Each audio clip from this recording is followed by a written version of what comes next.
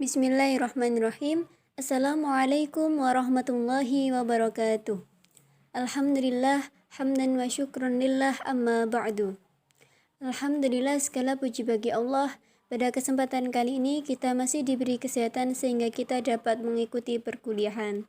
Baik, kami dari kelompok 9 akan mempresentasikan materi kami yaitu tentang silogisme. Pengertian silogisme. Silogisme adalah suatu proses penalaran yang menghubungkan dua proposisi yang berlainan untuk memperoleh inferensi yang menjadi pernyataan ketiga. Kedua proposisi yang telah ada disebut premis, sedangkan proposisi yang dihasilkan dari inferensi disebut konklusi. Perhatikanlah rumus di bawah ini. Proposisi yaitu pernyataan, inferensi, simpulan yang disimpulkan, sedangkan konklusi, kesimpulan yang diperoleh berdasarkan metode berpikir induktif atau deduktif. Jadi, tegasnya, yang dinamakan dengan silogisme adalah suatu pengambilan kesimpulan dari dua macam keputusan yang mengandung unsur yang sama dan salah satunya harus universal. Suatu keputusan yang ketiga yang kebenarannya sama dengan dua keputusan yang mendahuluinya.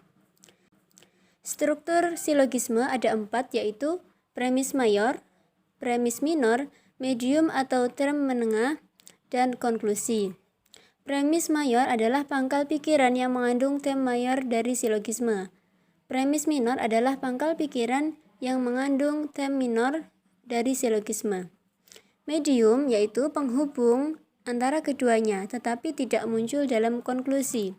Sedangkan konklusi adalah keputusan baru dari dua keputusan sebelumnya. Macam-macam silogisme ada dua, yaitu kategoris dan hipotesis. Silogisme kategoris adalah silogisme yang premis dan kesimpulannya merupakan keputusan kategoris. Sedangkan silogisme hipotesis adalah model argumentasi yang premis mayornya berupa proposisi kondisional. Pembagian silogisme kategoris. A. Silogisme kategoris tunggal, yaitu bentuk silogisme yang terpenting. Silogismenial terdiri atas 3 term, yaitu subjek, predikat, dan term menengah. Ada 4 kemungkinan bentuk silogisme kategori tunggal. Pertama, term menengah merupakan subjek dalam premis mayor dan menjadi predikat dalam premis minor. Aturan yang harus dipatuhi adalah premis minor harus berupa penegasan atau afirmasi, sedangkan premis mayor harus bersifat umum. Contohnya ada, bisa dibaca. Kedua, M menjadi predikat di dalam premis mayor dan premis minor. Aturan yang harus dipatuhi, salah satu premis harus negatif dan premis mayor bersifat umum. Yang ketiga, M menjadi subjek dalam premis mayor dan premis minor. Aturan yang harus dipatuhi adalah premis minor harus berupa penegasan atau afirmasi dan kesimpulannya bersifat partikular. Yang keempat adalah M adalah predikat dalam premis mayor dan menjadi subjek dalam premis minor. Aturannya adalah premis minor harus berupa penegasan atau afirmasi, sedangkan kesimpulan bersifat partikular. Selanjutnya, poin B.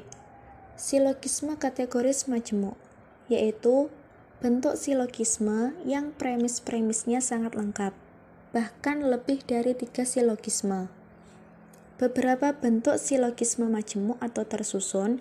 Yang pertama, episerema, yaitu silogisme yang salah satu atau kedua premisnya disertai dengan sebab, keterangan, atau alasan. Premis disambung langsung dengan pembuktiannya. Sebagaimana contohnya bisa dibaca. Yang kedua, entimewa, yaitu silogisme yang dalam penalarannya tidak mengemukakan semua premisnya secara eksplisit. Artinya, silogisme yang salah satu premisnya atau kesimpulan dilampaui. Silogisme ini juga disebut sebagai silogisme yang disingkat. Yang ketiga, polisilogisme, yaitu Suatu deretan silogisme di mana kesimpulan silogisme yang satu menjadi premis untuk silogisme yang lainnya.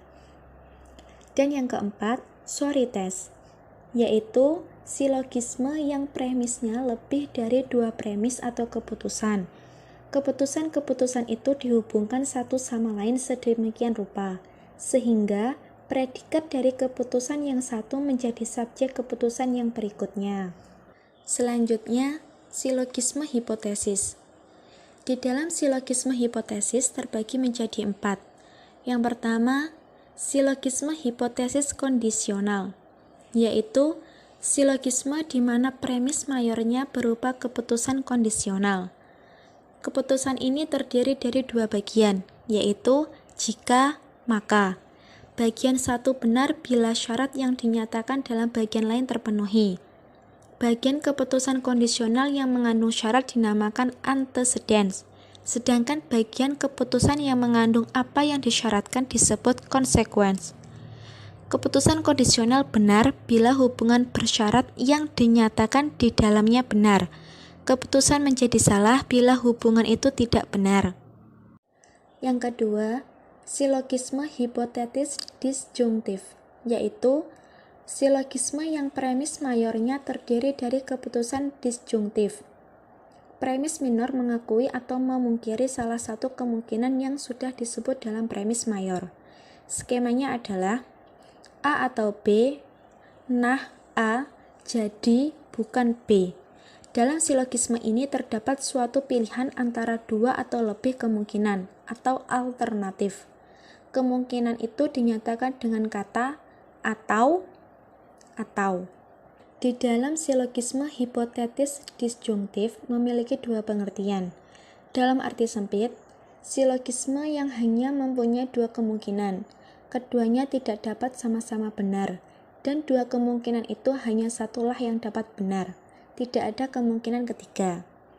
Sedangkan dalam arti luas, dalam silogisme ini ada dua kemungkinan yang mesti dipilih. Namun, kedua kemungkinan ini dapat sama-sama benar juga. Bila kemungkinan yang satu benar, kemungkinan lain mungkin benar juga. Kedua kemungkinan itu bisa dikombinasikan yang menunjukkan adanya kemungkinan ketiga. Yang ketiga, hipotetis konjungtif. Silogisme hipotetis konjungtif merupakan silogisme yang premis mayornya berupa keputusan konjungtif. Keputusan konjungtif ialah keputusan di mana persesuaian beberapa predikat untuk satu subjek disangkal. Agar keputusan itu sungguh konjungtif, perlu ada perlawanan antara predikat. Dan yang keempat, dilema. Dilema dalam arti sempit dimengerti sebagai suatu pembuktian. Dalam pembuktian ditarik kesimpulan yang sama dari dua atau lebih dari dua keputusan disjunktif. Cukup sekian presentasi dari kelompok kami. Semoga bisa bermanfaat. Billahi taufiq wal hidayah wa ridha wal inayah. Assalamualaikum warahmatullahi wabarakatuh.